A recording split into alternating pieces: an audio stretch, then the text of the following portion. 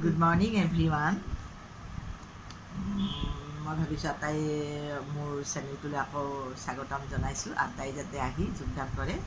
Class 10ৰ মই আজি ছাত্ৰ জীৱন আৰু সমাজ সেৱা প্ৰবন্ধটো আধৰুৱা হৈ আছিল, ডিম্বেশ্বৰ নেওগে লিখা। আজি মই বাকীখিনি বুজাব ওলাইছোঁ।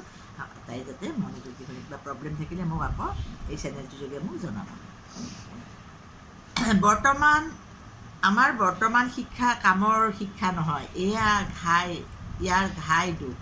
ল'ৰাই কিতাপত পঢ়িব, দুখীয়াক মৰম কৰিবা, শিক্ষকে সুধিব দুখীয়া দন্ত্যান্ন দ নে মূৰ্ধন্য দ, নাইবা সৎ হস্ৰ ই কাৰে নে দীৰ্ঘ ইকাৰ।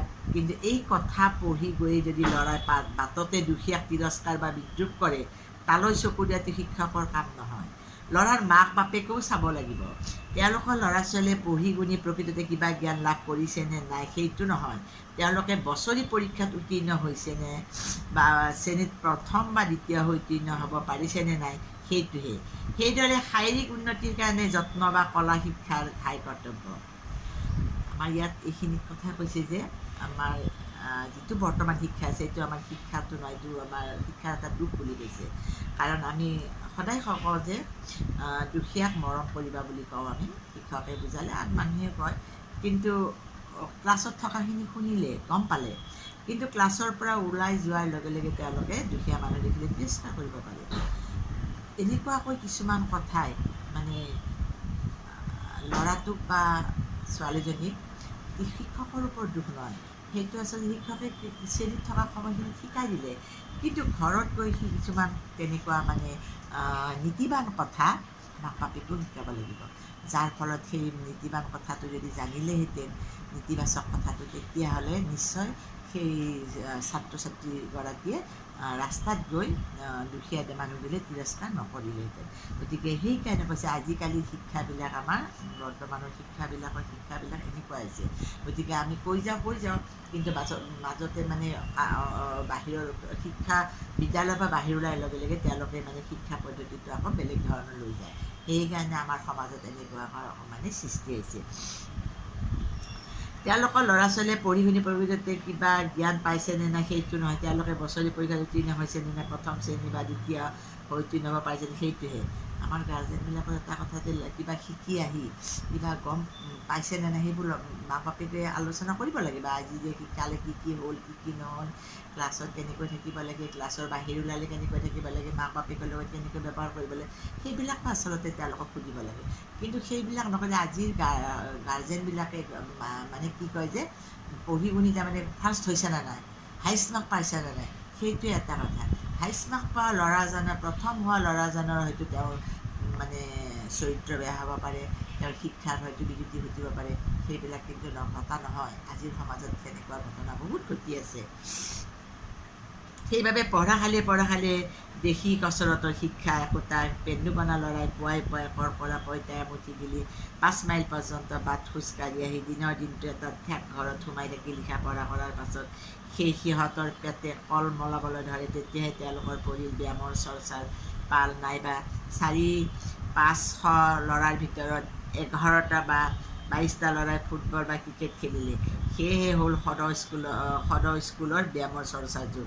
আৰু ইয়াতকৈ আচৰিত কথা এই যে এটা ল'ৰাই ব্যায়ামৰ নামত হাত ভৰি ভাঙি ফুটবল ক্ৰিকেটে খেলিব, নাইবা 10 মাইল বাট খোজকাঢ়িব, কিন্তু নিজৰ বাৰীত কোৰ এচাবো মাৰিবলৈ বা খৰি এডাল বুটলিবলৈ আনিবলৈ টান পায়। আজিৰ ল'ৰাবিলাকৰ কথা কৈছে যে তেওঁলোকে স্কুলত শৰীৰ চৰ্চা শিকায়, তেওঁলোকে ৰাতিপুৱা উঠি 1-2 কিলোমিটাৰ খোজকাঢ়িব, নহ'লে খেলা খেলিব, ক্ৰিকেট বা ফুটবল খেলিলে 11টা বা কিবা এটা ল'ৰাৰহে প্ৰয়োজন, বাকীবিলাকতো এনেই থাকে। কিন্তু সেইবিলাকত মাক বাপেকে কিন্তু যোগদান কৰাব দিয়ে। কিন্তু ঘৰৰ বাৰীত যিবোৰ আমাৰ কাম আছে, ঘৰবোৰৰ বহুত কাম আছে। ঘৰ মানে বাৰীখন চাফ চিকুণ কৰা, ফুলনিখন চাফ চিকুণ কৰা, ঘৰত ইটো সিটো কামত মাক দেউতাকক সহায় কৰে, এইবোৰো যথেষ্ট কাম আছে। যে এইবিলাক কামৰ দ্বাৰাও তেওঁ ব্যায়াম কৰিব পাৰে, ব্যায়াম কৰাৰ নিচিনা হয় যিবোৰ কাম আছে। কৰ্ম কৰিলে মানুহৰ ব্যায়ামৰ মানে খোজকাঢ়িব নালাগে।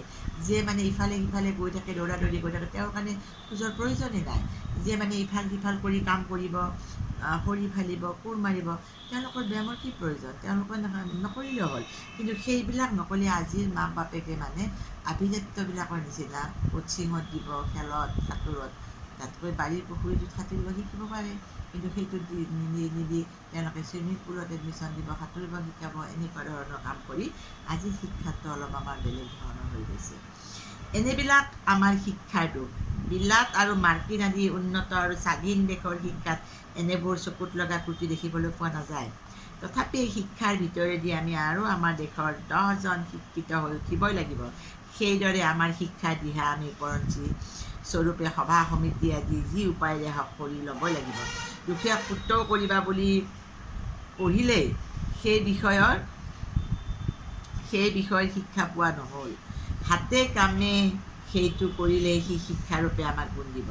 বিলাতৰ বিশ্ববিদ্যালয় আদিত ছাত্ৰৰে সহপাঠী দুখীয়াক ছাত্ৰক সহায় কৰাৰ ব্যৱস্থা কৰে। দেশৰ কোনো নতুন আন্দোলন হ'লে তাত পাৰ্যমানী নেতাসকলৰ লগত তাত উজান দিয়ে। আমাৰ দেশত ছাত্ৰৰ এনে সহযোগিতা আৰু দেশহিতৈষিতা শিক্ষা কৰিবৰ সুবিধা নাই। কিন্তু নাই বুলিলে হাত সাৱটি বহি থাকিলে নহ'ব। আমি নিজে এনেবোৰ সুবিধা উলিয়াই ল'ব লাগিব। দেশৰ এই দুৰ্যোগ দুদিনৰ দিনত ডেকাসকলে পৌৰসকলৰ কান্ধৰ ভাৰখন দাঙি ল'বলৈ সাজু হৈ থাকিব লাগিব। কিন্তু ছাত্ৰসকলে এই সকলোবোৰ কাম কৰিব লাগিব ছাত্ৰ জীৱনৰ সীমাত থাকি। অৰ্থাৎ শিক্ষা লাভৰ উদ্দেশ্যে তেওঁলোকে পঢ়া শুনা আদি সকলো কৰ্তব্য অটুটভাৱে কৰি উপৰঞ্চীৰূপে এনেবোৰ বিষয়ত হাত দিব লাগিব। পঢ়া শুনা এৰি থৈ নহয়। ছাত্ৰসকল দেশৰ ভৱিষ্যত, আশা ভৰসাৰ কলি। এই কলি সময়ত বিকশিত হৈ ফুল বা তাৰ পাছত ফল হৈ মাতৃপূজাত লাগে। কাঁইট কলিতে এইসকল পূজাৰ উপাচাৰ স্বৰূপে মাতৃয়ে গ্ৰহণ নকৰে।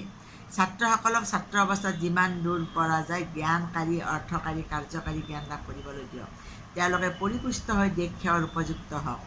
এই অৱস্থাত তেওঁলোকৰ চকু খোৱাই হুৰাই আনমনা কৰি দিলে তেওঁলোকৰ অহিত চিন্তা আওপাকে দেশৰ মহা অমংগল কৰা হয়। ছাত্ৰসকলৰ মনৰ গতি মুকলি হ'বলৈ আমি সকলো সুবিধা দিব লাগিব। তেওঁলোকক পোহৰলৈ ওলাবলৈ দিব লাগিব। চেচুকৰ দেমদেউকা কৰি ৰাখিলে নহ'ব। তাৰমানে আজিৰ ছাত্ৰ ছাত্ৰীসকলক আমি কালি দেশৰ নাগৰিক, তেওঁলোকক আমি ঘৰত বহাই থৈ স্কুলৰ শিক্ষাখিনি দিলেই নহ'ব। তেওঁলোকক আমি ডেকাবিলাকে পৌৰবিলাকৰ কান্ধৰ ভাৰখন দাঙি ল'বলৈ শিকাব লাগিব। তদুপৰি আমি যিবোৰ মানে দেশহিতৈষী বা কিছুমান ছাত্ৰসকলে সকলো কামৰ সীমিত নাথাকি শিক্ষাৰ উদ্দেশ্যে তেওঁলোকে পঢ়া শুনা কৰে, সেইবিলাক কামত এৰি আমি দেশৰ ভৱিষ্যত আশা ভৰসাৰ কলি, এই কলিতে আমি মৰহি যাব দিব নোৱাৰোঁ। তেওঁলোকক আমি ভালকৈ আমি মাতৃপূজাত লগাব পাৰিম তেনেকুৱাকৈ শিক্ষা দীক্ষা দি আমি তুলিব লাগিব। গতিকে তেওঁলোকক আমি অকল সেইখিনি শিক্ষাই নিদি জ্ঞানকাৰী, অৰ্থকাৰী, কাৰ্যকাৰী জ্ঞান লাভ কৰিবলৈ দিব লাগিব। আৰু তেতিয়া আমি আমাৰ দেশৰ তেওঁলোকক উপযুক্ত নাগৰিক হিচাপে গঢ়াই তুলিব পাৰিম। গতিকে তেওঁলোকক আমি আওপকীয়া শিক্ষা দি আমি ঘৰৰ মানে বাহিৰলৈ ওলাব দিব লাগিব। অকল ঘৰতে আবদ্ধ নহয়, তেওঁলোকক আমি পানী পঁচা বা পানী পৰা ঠাইত আমি জেকা লাগিব দিব। তেওঁলোকক আমি বাহিৰলৈ ৰ'দৰ পোহৰত ৰাখি আমি সিহঁতক ভাল শিক্ষা দিয়াৰ আমি ব্যৱস্থা কৰিলেহে আমাৰ দেশৰ বাহিৰৰ দেশবিলাকৰ নিচিনা আমাৰ দেশতো তেনেকুৱা উন্নতি লাভ কৰিব পাৰিব।